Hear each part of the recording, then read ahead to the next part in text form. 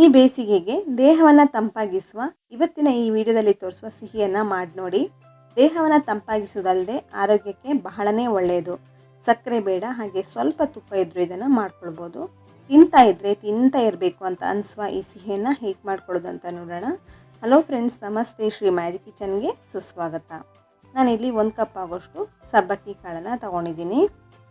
ಚಿಕ್ಕ ಸಬ್ಬಕ್ಕಿ ಅಥವಾ ದೊಡ್ಡ ಸಬ್ಬಕ್ಕಿ ಬರುತ್ತೆ, ಅದನ್ನು ಕೂಡ ಉಪಯೋಗಿಸ್ಕೊಳ್ಬೋದು. ಯಾವ್ದು ಬೇಕಾದರೂ ಉಪಯೋಗಿಸ್ಕೊಳ್ಬೋದು. ಇದನ್ನೀಗ ನಾನು ಒಂದು ಪಾತ್ರೆಗೆ ಹಾಕ್ಕೊಂಡಿದ್ದೀನಿ. 1 ಕಪ್ ಆಗೋಷ್ಟು ಸಬ್ಬಕ್ಕಿನ ಇಲ್ಲಿ ನಾನು ಉಪಯೋಗಿಸ್ತಾ ಇರೋದು. ಇದನ್ನೀಗ ಪಾತ್ರೆಗೆ ಹಾಕ್ಕೊಂಡು ಇದಕ್ಕೆ ನೀರನ್ನು ಕೂಡ ಸೇರಿಸ್ಕೊಳ್ತಾ ಇದ್ದೀನಿ. ನೀರನ್ನು ಹಾಕ್ಬಿಟ್ಟು ಚೆನ್ನಾಗಿ ಇದನ್ನು ಒಂದ್ಸಲ ವಾಶ್ ಮಾಡ್ಕೊಂಡು ಇದರಲ್ಲಿರುವಂತಹ ಧೂಳೆಲ್ಲ ತಕ್ಕೊಂಡಿದ್ದೀನಿ. ಹಾಗೆ ಇದಕ್ಕೀಗ ನೀರನ್ನು ತಿರ್ಗಾ ಹಾಕ್ಕೊಳ್ತಾ ಇದ್ದೀನಿ. ಸುಮಾರು 2 ಕಪ್ ಆಗೋಷ್ಟು ನೀರನ್ನು ಹಾಕ್ಬಿಟ್ಟು ಇದನ್ನು ಚೆನ್ನಾಗಿ ನೆನೆ ಹಾಕ್ಕೊಳ್ಬೇಕಾಗತ್ತೆ. ಒಂದು ಅರ್ಧ ಗಂಟೆ ಹೊತ್ತು ಮುಚ್ಚಿಡ್ತಾ ಇದ್ದೀನಿ. ನಂತರ ಇದನ್ನು ಉಪಯೋಗಿಸ್ಕೊಳ್ತಾ ಇದ್ದೀನಿ. ನೋಡಿ, ಒಂದು ಅರ್ಧ ಗಂಟೆ ಆಗಿದೆ. ಇದು ಚೆನ್ನಾಗಿ ನೆಂದು ಸಾಫ್ಟ್ ಆಗಿದೆ. ಜಾಸ್ತಿ ಟೈಮ್ ಇದ್ದರೆ ನೀವು ಸುಮಾರು ಹೊತ್ತು ಕೂಡ ಇದನ್ನು ನೆನೆ ಹಾಕ್ಕೊಳ್ಬೋದು. ಸ್ವಲ್ಪ ಸಾಫ್ಟ್ ಆಗೋ ತನಕ ಇದನ್ನು ನೆನೆಸ್ಕೊಳ್ಬೇಕು. ಕೈಯಲ್ಲಿ ಮುಟ್ಟು ನೋಡಿದ್ರೆ ಗೊತ್ತಾಗುತ್ತೆ. ನಂತರ ಇದನ್ನು ಮಿಕ್ಸಿ ಜಾರ್ಗೆ ಹಾಕ್ಕೊಳ್ತಾ ಇದ್ದೀನಿ. ಎಲ್ಲವನ್ನು ತೆಗೆದು ಮಿಕ್ಸಿ ಜಾರ್ಗೆ ಹಾಕ್ಕೊಳ್ತಾ ಇದ್ದೀನಿ. ನೀರನ್ನು ಹಾಕ್ಕೊಂಡಿಲ್ಲ. ಕೊನೆಗೆ ಸ್ವಲ್ಪ ನೀರನ್ನು ಸೇರಿಸ್ಕೊಳ್ತಾ ಇದ್ದೀನಿ. ಚೆನ್ನಾಗಿ ರುಬ್ಕೊಳ್ಬೇಕಾಗತ್ತೆ. ಆದಷ್ಟು ನಯವಾಗಿ ಫೈನಾಗಿ ಒಂದು ಪೇಸ್ಟನ್ನು ಮಾಡ್ಕೊಳ್ಬೇಕು. ನೋಡಿ, ಕಾಣಿಸ್ತಿರ್ಬೋದು, ಈ ರೀತಿ ಒಂದು ಫೈನ್ ಆದಂತಹ ಪೇಸ್ಟನ್ನು ರೆಡಿ ಮಾಡ್ಕೊಂಡಿದ್ದೀನಿ. ನೋಡಿ, ಕಾಣಿಸ್ತಿರ್ಬೋದು, ಸಬ್ಬಕ್ಕಿಯಿಂದ ಹಿಟ್ಟನ್ನು ರೆಡಿ ಮಾಡ್ಕೊಂಡಿದ್ದೀನಿ ನಾನು. ಇವಾಗ ಒಂದು ಚೂರು ಸಬ್ಬಕ್ಕಿ ಕಾಳೆಲ್ಲ ಏನೂ ಇಲ್ಲ, ನಯವಾಗಿರುವಂತಹ ಹಿಟ್ಟಿದೀಗ ರೆಡಿಯಾಗಿದೆ. ಅದನ್ನು ಸೈಡಲ್ಲಿ ಇಟ್ಬಿಟ್ಟು ಒಂದು ಪಾತ್ರೆಗೆ ಸುಮಾರು 2 ಕಪ್ ಆಗೋಷ್ಟು ಬೆಲ್ಲವನ್ನು ಹಾಕ್ಕೊಳ್ತಾ ಇದ್ದೀನಿ. ಒಂದು ಕಪ್ ಸಬ್ಬಕ್ಕಿಗೆ 2 ಕಪ್ ಆಗೋಷ್ಟು ಬೆಲ್ಲ ಹಾಕ್ಕೊಳ್ಬೇಕು. ಹಾಗೆ ಇದಕ್ಕೆ ನೀರನ್ನು ಕೂಡ ಸೇರಿಸ್ಕೊಳ್ತಾ ಇದ್ದೀನಿ. 2 ಕಪ್ ಆಗೋಷ್ಟು ನೀರನ್ನು ಹಾಕ್ಕೊಂಡು ಇದನ್ನು ಚೆನ್ನಾಗಿ ಕರಗಿಸ್ಕೊಳ್ತಾ ಇದ್ದೀನಿ. ಬೆಲ್ಲವನ್ನು ಚೆನ್ನಾಗಿ ಕರಗಿಸ್ಕೊಳ್ಬೇಕಾಗತ್ತೆ. 2 ಕಪ್ ಬೆಲ್ಲಕ್ಕೆ 2 ಕಪ್ ನೀರನ್ನು ಸೇರಿಸ್ಕೊಂಡು ನೋಡಿ, ಇದೀಗ ಬೆಲ್ಲ ಕೂಡ ಚೆನ್ನಾಗಿ ಕರಗಿದೆ. ಬೆಲ್ಲದ ನೀರನ್ನೋದು ಇದೀಗ ರೆಡಿಯಾಗಿದೆ. ಪಾಕ ಏನು ಮಾಡ್ಕೊಳ್ಬೇಕಂತ ಏನಿಲ್ಲ, ಚೆನ್ನಾಗಿ ಬೆಲ್ಲ ಕರಗಿದ್ರೆ ಸಾಕಾಗುತ್ತೆ. ನೋಡಿ, ಈ ರೀತಿ ಬೆಲ್ಲದ ನೀರನ್ನೋದು ರೆಡಿಯಾಗಿದೆ. ಒಂದು ಚೂರು ಬೆಲ್ಲ ಏನೂ ಇಲ್ಲ. ಬೆಲ್ಲದ ನೀರನ್ನು ನಂತರ ಉಪಯೋಗಿಸ್ಕೊಳ್ತಾ ಇದ್ದೀನಿ. ಈಗ ಒಂದು ದಪ್ಪ ತಳದ ಅಗಲವಾದ ಪಾತ್ರೆ ತೊಗೊಂಡಿದ್ದೀನಿ. ಇದಕ್ಕೆ ತುಪ್ಪವನ್ನು ಹಾಕ್ಕೊಳ್ತಾ ಇದ್ದೀನಿ. 2 ಟೇಬಲ್ ಸ್ಪೂನ್ ಅಷ್ಟು ತುಪ್ಪ ಹಾಕಿಬಿಟ್ಟು ಇದಕ್ಕೆ ಸ್ವಲ್ಪ ಡ್ರೈ ಫ್ರೂಟ್ಸನ್ನು ಹಾಕ್ಕೊಂಡಿದ್ದೀನಿ. ಬಾದಾಮ್ ಹಾಗೆ ಗೋಡಂಬಿನ ಚಿಕ್ಕದಾಗಿ ಕಟ್ ಮಾಡ್ಕೊಂಡು ಇದನ್ನು ಹುರ್ಕೊಳ್ತಾ ಇದ್ದೀನಿ. ಕಾಣಿಸ್ತಿರ್ಬೋದು, ಲೈಟಾಗಿ ಕಲರ್ ಚೇಂಜ್ ಆಗೋ ತನಕ ಇದನ್ನು ಚೆನ್ನಾಗಿ ಹುರ್ಕೊಳ್ಬೇಕಾಗತ್ತೆ. ಇದರ ಕಲರ್ ಚೇಂಜ್ ಆಗಿದ ನಂತರ ಇದನ್ನು ತೆಗೆದು ಒಂದು ಪ್ಲೇಟ್ಗೆ ಹಾಕ್ಕೊಳ್ತಾ ಇದ್ದೀನಿ. ಈ ಡ್ರೈ ಫ್ರೂಟ್ಸನ್ನು ಕೊನೆಯಲ್ಲಿ ಇದನ್ನು ಉಪಯೋಗಿಸ್ಕೊಳ್ತಾ ಇದ್ದೀನಿ. ಇವಾಗ ರುಬ್ಬಿಟ್ಕೊಂಡಿರುವಂತಹ ಸಬ್ಬಕ್ಕಿಯ ಈ ಮಿಶ್ರಣವನ್ನು ಇದೇ ತುಪ್ಪಕ್ಕೆ ಹಾಕ್ಕೊಳ್ತಾ ಇದ್ದೀನಿ. ಕಾಣಿಸ್ತಿರ್ಬೋದು, ತುಪ್ಪ ಹಾಗೆ ಇದೆ ಪಾತ್ರೆಯಲ್ಲಿ. ಅದೇ ತುಪ್ಪಕ್ಕೆ ಗ್ರೈಂಡ್ ಮಾಡ್ಕೊಂಡಿರುವಂತಹ ಸಬ್ಬಕ್ಕಿನ ಹಾಕ್ಕೊಂಡೆ. ಹಾಗೆ ಬೆಲ್ಲದ ನೀರನ್ನು ಹಾಕ್ಕೊಳ್ತಾ ಇದ್ದೀನಿ. ನೋಡಿ, ಈ ರೀತಿ ಸೋಯಿಸ್ಕೊಂಡು ಹಾಕ್ಕೊಂಡ್ರೆ ಇದರಲ್ಲಿರುವಂತಹ ಕಸ ಕಡ್ಡಿ ಡಸ್ಟ್ ಎಲ್ಲ ಫಿಲ್ಟರ್ ಆಗುತ್ತೆ. ನಂತರ ಇದನ್ನು ಮಿಕ್ಸ್ ಮಾಡ್ಕೊಳ್ಬೇಕು.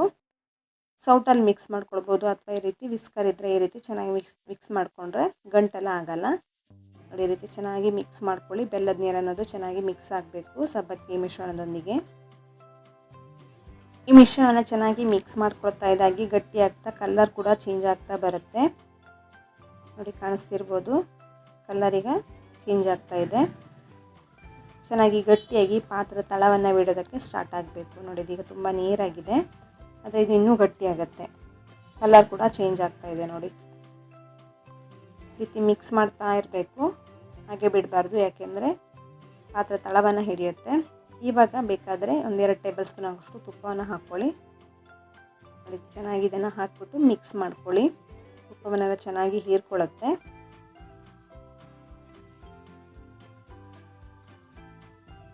ನೋಡಿ, ಈ ರೀತಿ ಮಿಕ್ಸ್ ಮಾಡ್ತಾ ಇದ್ದ ಹಾಗೆ ಗಟ್ಟಿ ಆಗ್ತಾ ಬರ್ತಾ ಇದೆ. ನಿಮಗೆ ಗೊತ್ತಾಗುತ್ತೆ. ಹಾಗೆ ಚೆನ್ನಾಗಿ ಕುದೀತಾ ಇದೆ. ಇವಾಗ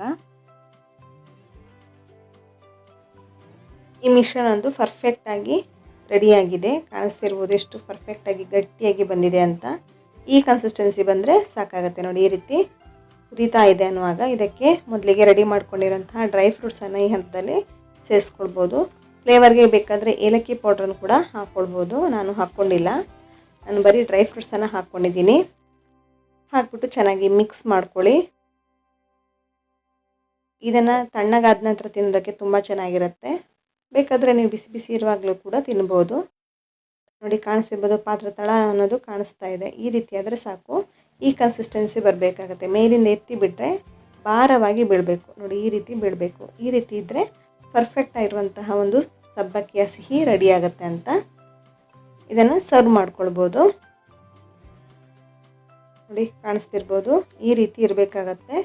ಇದನ್ನು ನೀವು ಜಾಸ್ತಿ ದಿವಸ ಇಟ್ಟು ಸ್ಟೋರ್ ಮಾಡಿ ನಂತರ ತಿನ್ಬೋದು. ಒಂದು 10 ದಿವಸ ಕೂಡ ಇಟ್ಟರು ಹಾಳಾಗಲ್ಲ.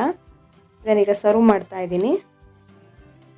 ನೋಡಿ ಯಾವ ರೀತಿ ಬಂದಿದೆ ಅಂತ ಕಾಣಿಸ್ತಿರ್ಬೋದು. ಬಾಯಲ್ಲಿ ಇಡ್ತಾ ಇದ್ದ ಹಾಗೆ ಕರ್ಗಿ ಹೋಗಿಬಿಡುತ್ತೆ. ತುಂಬಾ ರುಚಿಯಾಗಿರುತ್ತೆ, ಆರೋಗ್ಯಕ್ಕೂ ಒಳ್ಳೆಯದು, ದೇಹಕ್ಕಂತೂ ಬಹಳನೇ ತಂಪು. ಒಂದ್ಸಲ ಇದನ್ನು ಟ್ರೈ ಮಾಡಿ ನೋಡಿ, ಎಲ್ರಿಗೂ ಇಷ್ಟ ಆಗುತ್ತೆ, ಮಕ್ಕಳಿಗಂತೂ ಬಹಳನೇ ಒಳ್ಳೆಯದು. ನಾರ್ಮಲಿ ಪಾಯಸ ಮಾಡಿ ತಿಂತೀರಾ, ಈ ರೀತಿ ಒಂದ್ಸಲ ಟ್ರೈ ಮಾಡಿ ನೋಡಿ ಸಬ್ಬಕ್ಕಿಯನ್ನು. ಫ್ರೆಂಡ್ಸ್, ಇವತ್ತಿನ ಈ ವಿಡಿಯೋ ನಿಮಗೆ ಇಷ್ಟವಾಗಿದೆ ಅಂತ ಅಂದ್ಕೊಳ್ತಾ ಇದ್ದೀನಿ. ಇಷ್ಟವಾದಲ್ಲಿ ಈ ವಿಡಿಯೋಕ್ಕೊಂದು ಲೈಕ್ ಮಾಡಿ, ಹಾಗೆ ನಿಮ್ಮ ಫ್ರೆಂಡ್ಸ್ ಹಾಗೂ ಫ್ಯಾಮಿಲಿ ಮೆಂಬರ್ಸೊಂದಿಗೆ ಈ ವಿಡಿಯೋವನ್ನು ಶೇರ್ ಮಾಡೋದಕ್ಕಂತೂ ಮರೀಲೇಬೇಡಿ. ಇನ್ನೂ ಹೆಚ್ಚಿನ ರೆಸಿಪಿಗಳೊಂದಿಗೆ ಸಿಗೋಣ. ಧನ್ಯವಾದಗಳು.